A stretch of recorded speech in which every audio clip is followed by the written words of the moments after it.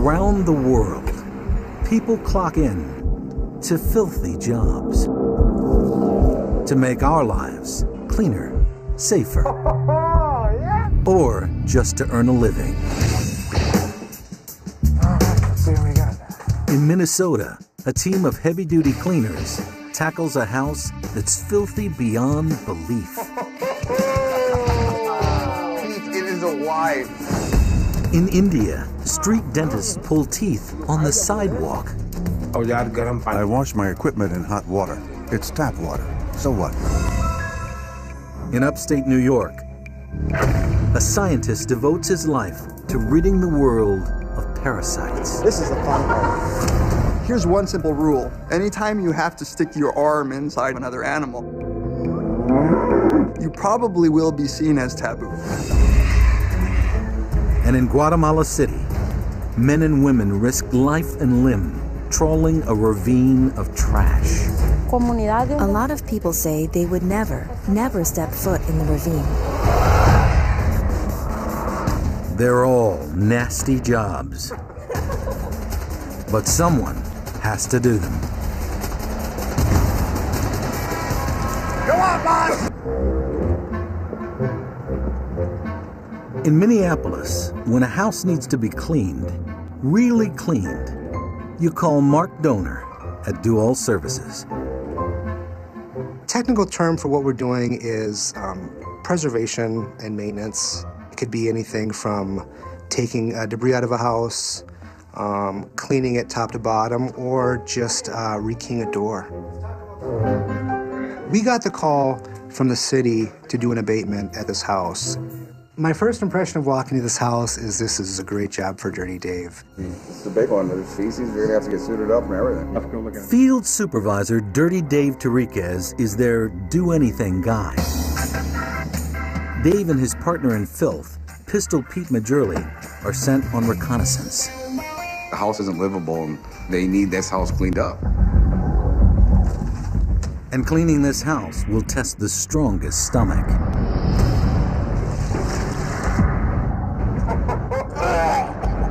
Look at her. Oh, my God.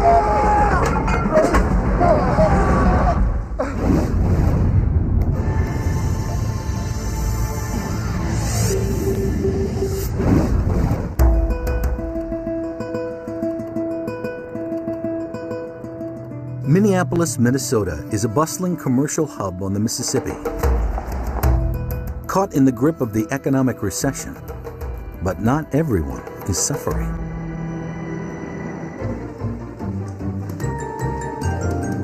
Business is great. It's a great time to work right now for this company. It's busy, busy, busy.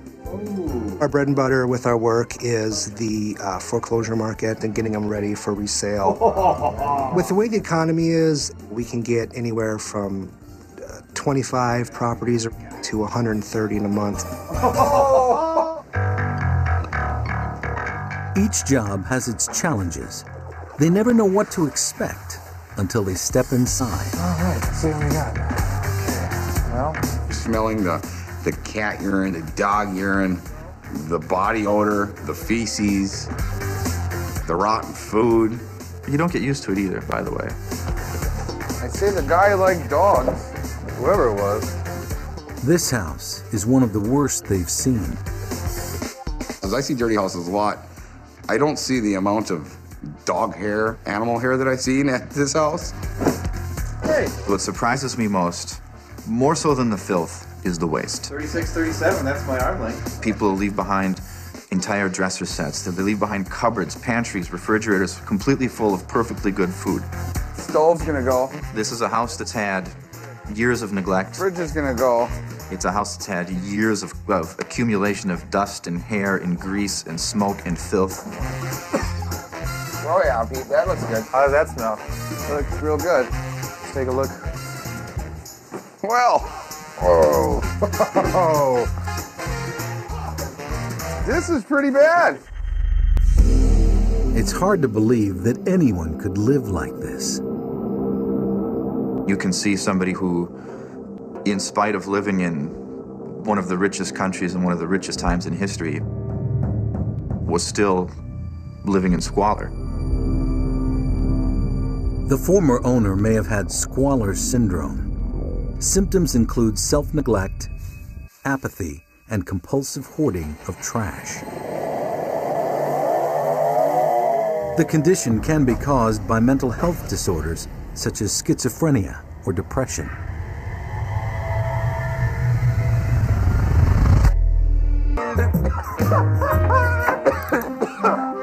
I do have a weak stomach, but to me, it's a paycheck. It's got to feed the kids and do anything for that, and whatever I got to do, I'm going to do, no matter if it's going to make me throw up or not. Awesome job, it's fun. Since school, Dave's worked various trades. He started this job 3 years ago. Dave is an example of someone who has to put his head down and do a job that nobody else wants to do, but that he does extremely well, that lets him build a life and lets him raise a family and lets him have the American dream. All right, fellas, I know you haven't seen the basement yet, so let's take a quick look, see what we have to work with. We got the laundry room here. It's full of cat feces. Take a look at the bathroom. Oh, no. Oh, no. We're going to let Dirty Dave take this. Oh, man. Oh, yeah. This is pretty nasty, isn't it? You know, Pete, what do you think? Can you picture me cuddling up with my girlfriend right here? My kid? I mean, when you see a bed just got mushrooms growing on it, that's just, yeah, not good. I can't believe that the guy was sleeping here with all this black mold. Living organisms all throughout the wall. This is horrible. All right, do it, guys. While the jacuzzi gets thrown out, Oh, we're good. Robbie's busy cleaning up the cat feces. As gross as it looks, at least he knows what he's dealing with. Because the next challenge is a big, scary unknown. A basement chest freezer is always the wild card of any house we go into.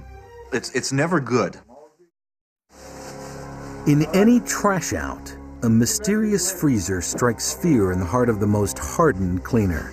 Because if there's rotting meat inside, that smell will stay in the house for a very long time.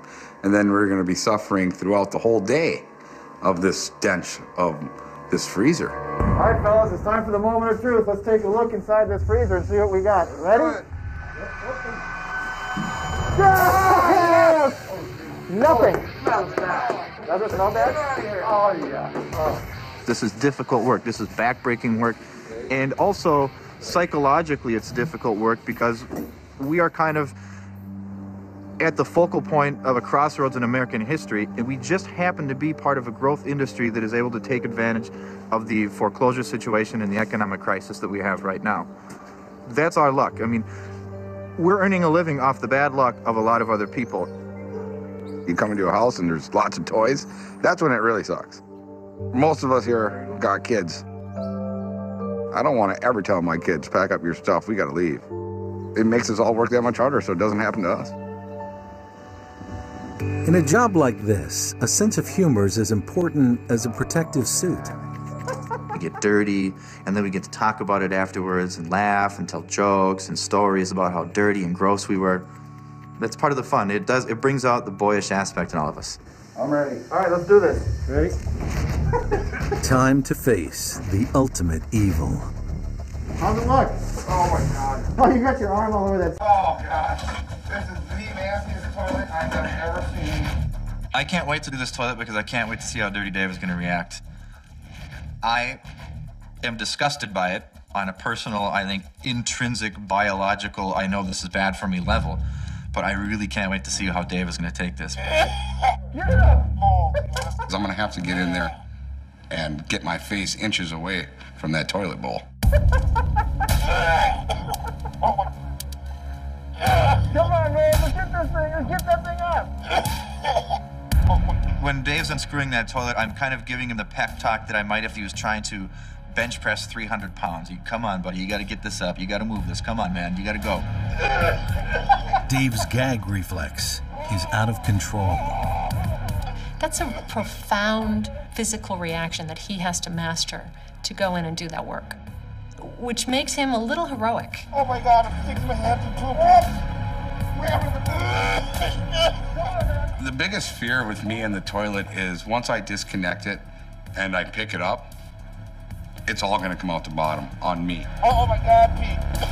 Or I slip and it all comes on me. When I'm carrying this upstairs, I can hear stuff sloshing around in the tank. Come on, buddy. I can see Dave in front of me heaving and bucking. But all I can think about is I just don't want to drop my end. Look at it. Oh my God. Look at it. Hi, get her apart.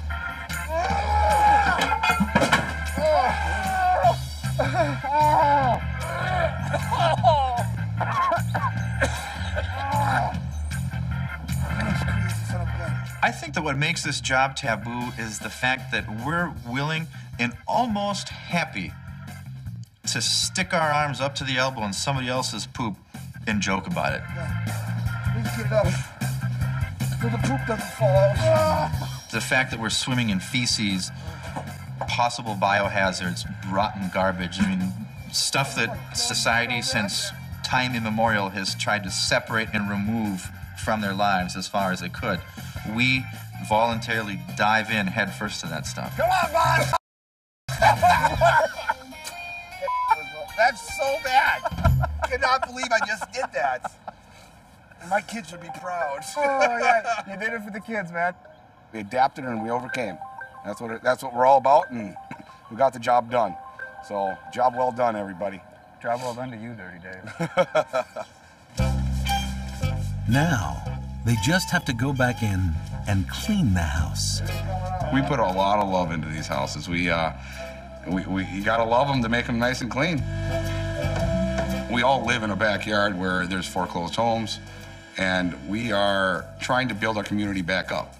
So that's why our company is doing a great job for the community and for the state of Minnesota. In just one day, Dave, Pete, and the crew transform this hellhole into somebody's dream home. People tell me all the time that this job is disgusting. I just think it's a part of life, and that's just what it is. I always say, give me the dirtiest, nastiest house you got, because I want to be the guy that's going to show everybody that I can physically make this house look ready for you to move in. That's what I do.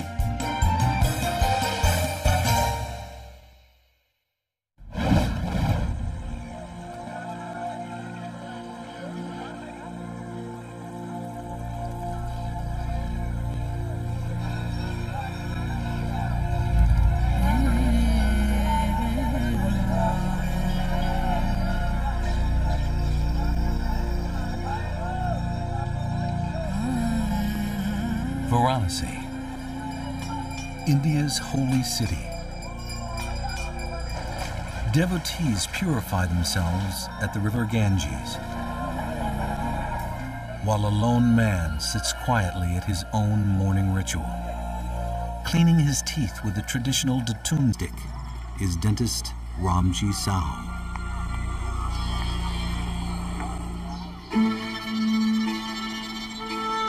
I am better known as Baba Ji. Wherever you hear my name, it will be Baba Ji. Go to Baba Ji, the dentist in Gadaulia, because I do good work, great work. If there's a problem, I explain it and I fix it. But Baba Ji is a dentist with a difference. His practice takes place on the street, where patients experience a unique dental adventure.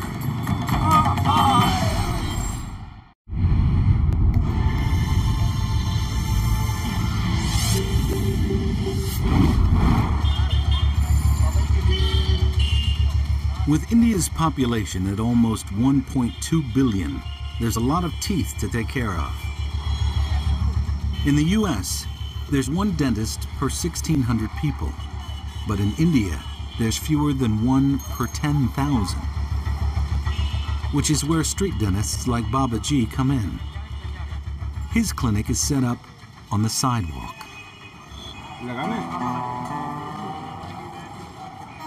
Baiva Lal Gupta is a regular customer. Today, he's getting some dentures. I had 3 teeth left in the top. When I showed them to Babaji, he said to remove the 3 and get new ones. So I got an injection from Babaji and got all 3 teeth removed. Today when I came back, he applied tooth adhesive and fixed the false teeth. My whole upper row of dentures, Babaji has made it fit completely.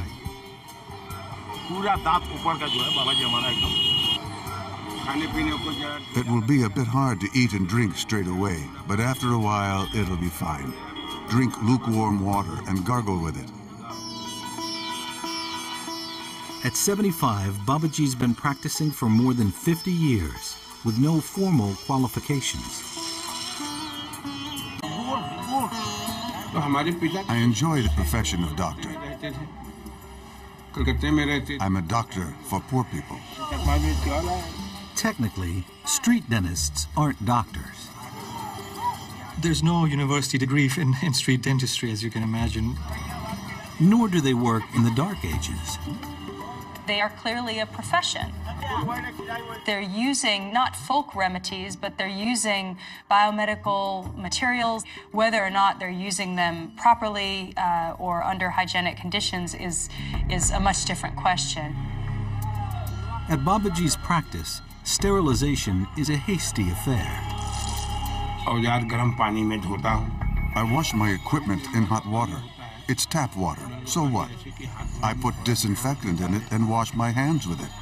It's government water, and it's normally clean. After wiping his hands with a rag, the dentist's fingers find the next mouth. Street dentists in India don't use gloves or mouth masks routinely, so there's no real personal protection. As far as sterilization is concerned, they mostly rely on household disinfectants.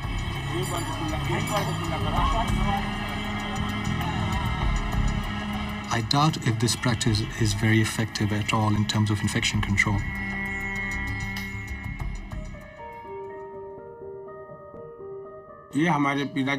My father used to do this work.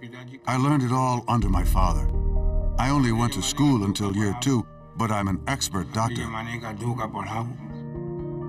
These folks are often inheriting their position from their father. They've been a mainstay in a community for a long time, and people trust them. In a day, I receive 30 to 50 patients.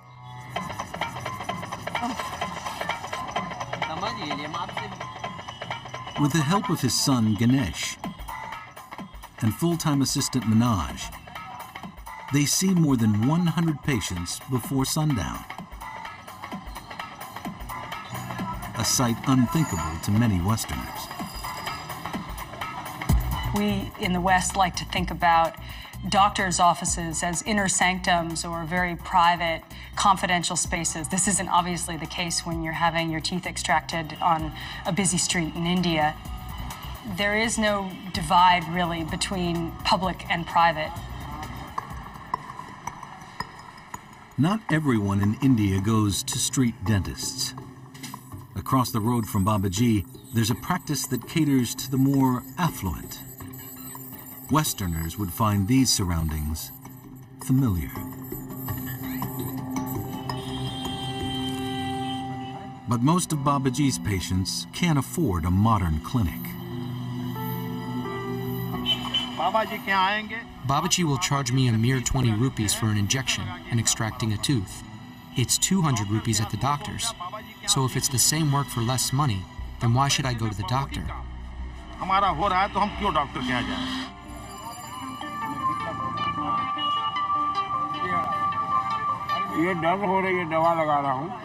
The kid is in real pain.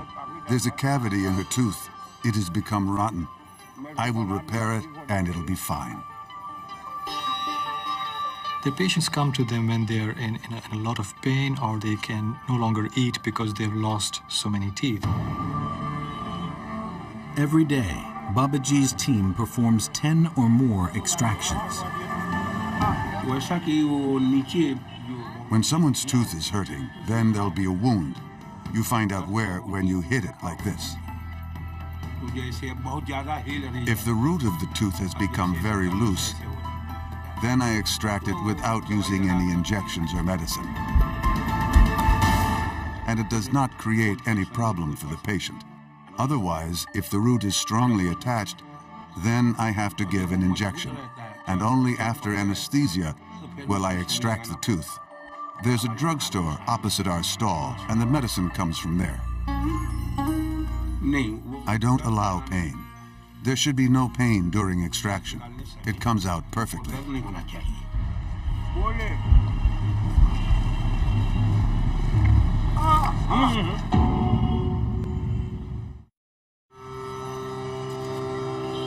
Indian street dentist Baba Ji claims a perfect track record. I have the strength to do a good job because of the blessings of my mother, the mother goddess Kali. No one has ever been infected. My patients are happy with me. Imagine if you did something day in and day out consistently, you would get pretty good at it. And I think in the case of street dentists, some of them do really have a fair amount of technical skill. I think it's rare that you would find someone who has only economic motivations. My sense is that people in such a position would quickly go out of business. In part, what drives the success of a street dentist is his reputation. People told me that Baba is good at what he does, so I came here. The first time he treated me, he did a good job, so I kept coming back to him. Though Baba Ji has many satisfied customers, qualified practitioners have serious concerns about street dentistry.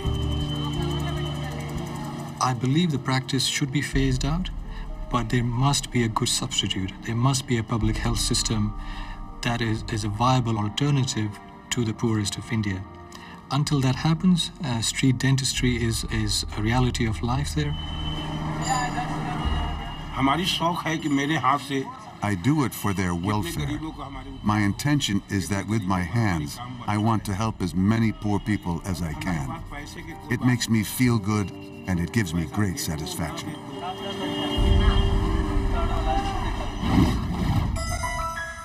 Professor Dwight Bowman, defender of human life and sworn enemy of the parasite.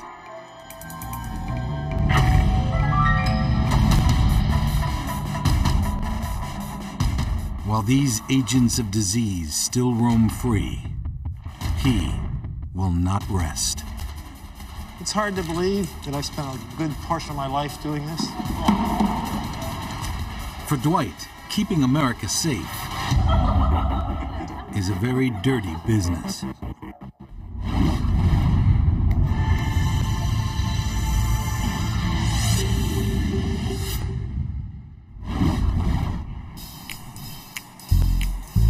Onondaga Wastewater Treatment Plant in upstate New York. Millions of gallons of sewage and drain water converge here daily. For Dwight Bowman, professor of parasitology at Cornell University, sewage plants contain vital clues to the nation's health. I've probably been to 500 or 600 sewage treatment plants. I've gone all over the world. It's very interesting. It really is very interesting. Most people haven't the foggiest idea what happens when they flush their toilet. At the plant, sewage is treated, disinfected, and pumped out to a nearby lake.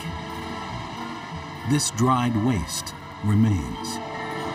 This is the final process. They put it in these big centrifuges that spin it really fast. The best way I can describe it is those things for drying lettuce or a salad. It's basically turned into a cake-like material. Around the nation it's used on forest soils, land reclamation, various underground crops, fertilizer for pastures. For Dwight, it's also a litmus test. If there are deadly parasites in the human food chain, the evidence will show up here. Many parasitic worms live in the guts of animals, where they lay their eggs and are passed out of the body in feces. Contact can cause diseases like trichinosis, ascariasis, and toxocariasis. diseases most of us have never heard of, because parasitologists like Dwight help eradicate them, saving millions of lives.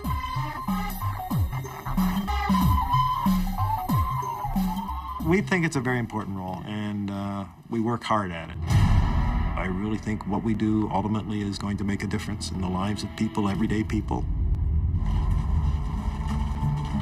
In the lab, Dwight and his assistant test the waste sample they collected from the sewage works. When we bring the samples back, we use various methods of sieving them to get out particulates. We wash them with soap, basically, and then we're ultimately left with a minimal amount of stuff that we have to look at that will contain the eggs if they're present. Those eggs may belong to the dreaded Ascaris roundworm. Up to 1 in 6 of the world's population has Ascaris, and it can kill. Professor Dwight Bowman searches for killer parasites common in the developing world.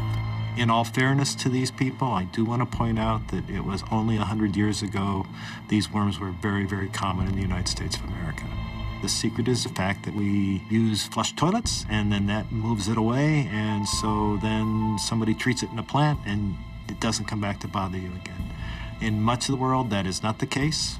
Actually, in a huge portion of the world, that is not the case. And the feces stays right close to the backyard. As Dwight and his team know, studying parasites is not for the faint-hearted. You guys ready to play? In his role as teacher, Professor Bowman helps create the next generation of parasite hunters.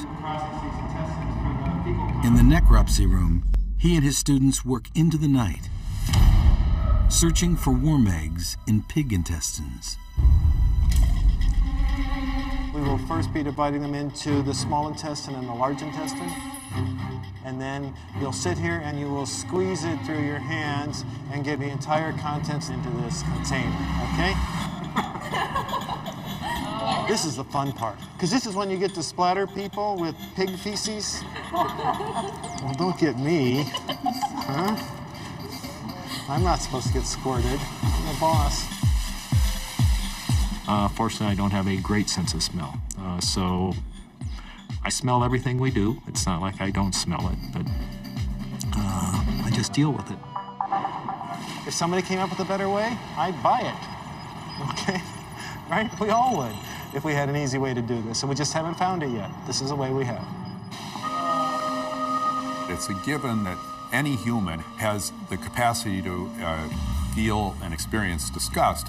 Disgust is largely going to center on the bodily secretions and excretions. One thing that we do know about disgust is that we can adapt to those things that might make other people disgusted. Someone like Dr. Bowman, who has to routinely engage in activities that we might perceive as disgusting, has probably gotten over his disgust response to his work a long time ago. Professor Bowman's students are also used to a life of entrails. It is disgusting, yeah, but I don't know, it's all fun and good. I guess we all have our own place in the world, and mine is with poop. It's good to laugh every so often. It definitely makes the work a little bit easier.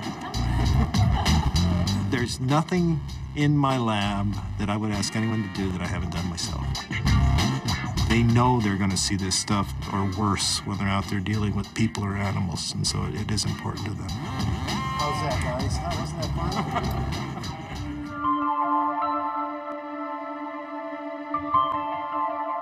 What's the appeal?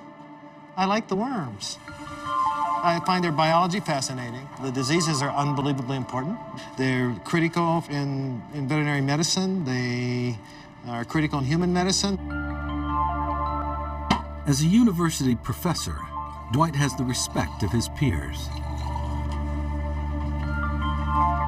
But that's no guarantee of social success. Most people haven't the foggiest idea that what we do involves so much work with dead animals, huge quantities of fecal matter, sewage. And when they find out, they move away from you. Whenever you're dealing with something like both the genitals and the waste products of an animal, these are cues that you might actually have on your hands or on your body, a disease. So there's a good reason why we have a natural reaction to avoid people who have been dirtied that way. This sort of contact is not the sort of contact we like to hear about or talk about in polite society. You don't invite us to a genteel dinner party because we are not afraid to talk about unbelievably disgusting things while we're eating spaghetti.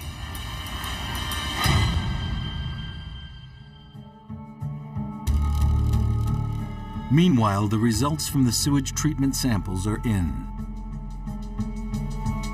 We've looked now at the entire sediment from this sample from the cake that we collected, and I saw no eggs of any parasites in it. We have been very successful in removing these pathogens from the people of our country.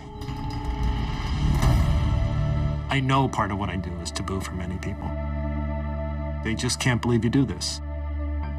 But the professor's commitment knows no bounds. I am willing to do this stuff 24 hours a day, and I really have to pursue this career. I've worked very, very hard. I'm willing to go where the worms are. I think is the best way to say it.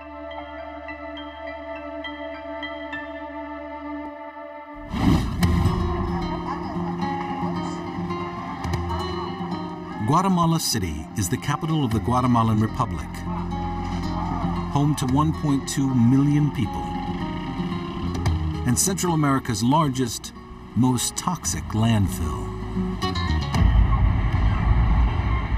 In a teeming underworld hidden from outsiders, dump divers trawl for recyclables.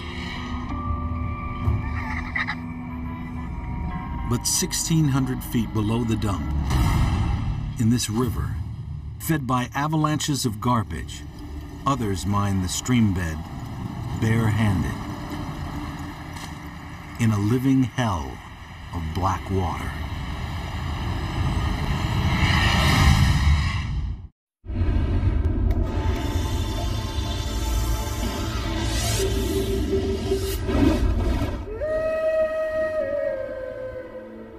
At the Guatemala City dump, the 2,000 official garbage pickers, or guajeros, must have a permit. Here, at least the city tries to regulate. But the ravine below is lawless. Down here, Erica Rosales and her brother Jorge work at their own risk. I was 14 years old when my dad passed away. I was the oldest, so I had to work to help my mother. Scrap metal washed into the stream is their daily bread. Nails, bronze, aluminum, sometimes spoons and forks. Sometimes we find pieces of gold, small ones. Other times we get small earrings or pieces of necklaces, and that is what we look for. Jewelry is a popular find. Look at this ring. When you find a ring like this, you get happy because you know you will get 200 or 300 quetzals for it. In Guatemala, the minimum daily wage is only $7. That ring may be worth a week's wages for Jorge. For every benefit, there are costs. He's getting an advantage, potentially making a lot of money, but at the same time, he's taking a risk, possibly catching a disease.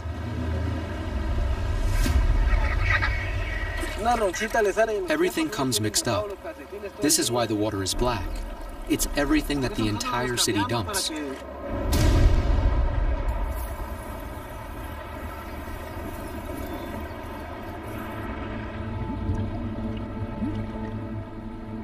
This toxic soup is fed by the city's sewers and by untreated chemical waste.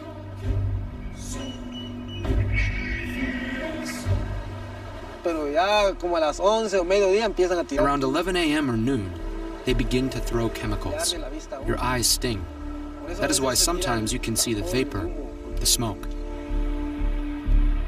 Imagine nail polish remover and bleach and Drano, and just make a big soup out of all of that. If you calculate the chemical toxicity, it would not be a pretty picture.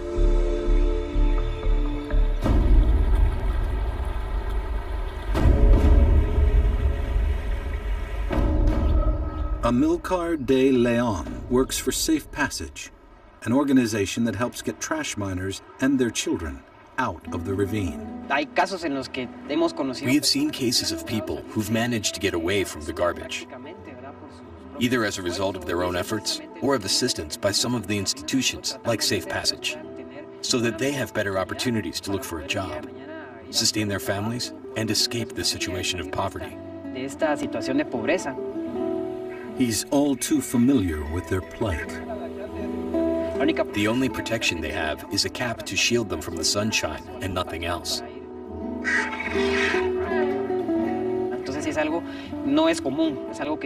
The situation is so extraordinary. It shocks everyone who comes here. Added to their poverty is the taboo that comes with their job. A lot of people say, "Oh, how dirty." Even here in the community where we live, a lot of people say they would never, never step foot in the ravine. There's a sense that if your work puts you in contact with those substances, you are yourself somehow defiled. And to keep myself from being tainted by your defilement, I'm gonna stigmatize you, and I'm gonna put you in a category of somewhat outside of the acceptable. That's an old human impulse.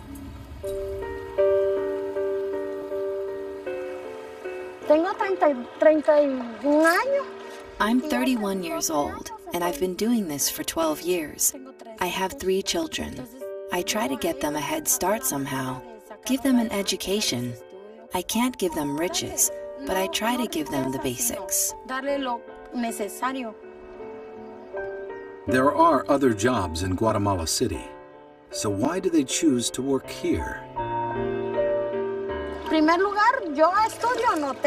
In the first place, I don't have an education, and jobs these days request at least 3rd grade. And if I don't even have money for my ride, how am I going to look for work? And though it seems strange, they say there's a sense of freedom in the ravine. I've worked other jobs. I worked at a textile factory, but I didn't like it. I prefer the mine because here we don't have a boss. Jorge's been mining the river for almost 20 years. For him, the money makes it worthwhile.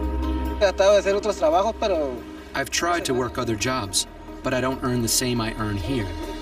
The only thing is, it's dangerous. That's all. To work and earn money with my own sweat. That's what my mom taught me. Not to steal.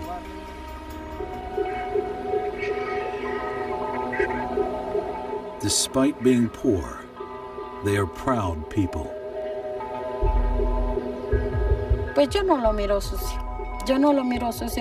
Well, I don't think my job is dirty. For me, a dirty job would be someone who takes advantage of us poor people by taking our money away. We are proud of doing this job that we have. This job we're doing is dignified.